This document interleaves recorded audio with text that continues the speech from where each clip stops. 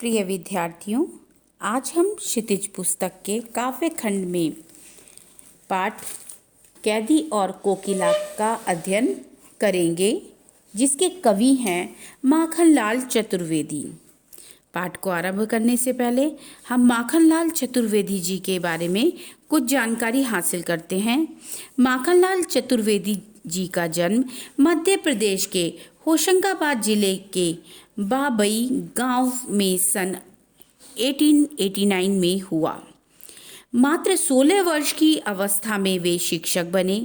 बाद में अध्यापन कार्य छोड़कर उन्होंने प्रभा पत्रिका का संपादन शुरू किया। वे देशभक्त कवि एवं प्रखर पत्रकार थे। उन्होंने कर्मवीर और प्रताप का भी संपादन किया। सन 1968 में उनका देहांत हो गया। रचनाएं: हिमकिरीटनी, साहित्य देवता, हिम तरंगनी, वेणु लो गूंजे धरा उनकी प्रमुख कृतियां हैं। उन्हें पद्म भूषण एवं साहित्य अकादमी पुरस्कार से सम्मानित किया गया है। माखनलाल चतुर्वेदी की रचनाएं राष्ट्रीय भावना से युक्त हैं। उनमें स्वतंत्रता की चेतना के साथ देश के लिए त्याग और बलिदान की भावना मिलती है। इसलिए उन्हें एक भारतीय आत्मा कहा जाता है। इस उपनाम से उन्होंने कविताएं भी लिखी हैं। वे एक कवि कार्यकर्ता थे और स्वाधीनता आंदोलन के दौरान कई बार जेल गए। उन्होंने भक्ति, प्रेम और प्रकृति संबंधित कविताएं भी लिखी हैं। चतुर्वेदी जी की कविता में शिल्प की तुलना में भाव को अधिक महत्व दिया गया है। उन्होंने परंपरागत छंदबद्धता एवं तत्सम शब्दावली के स्थान पर बोलचाल की भाषा के साथ साथ उर्दू फारसी के शब्दों का भी प्रयोग किया है।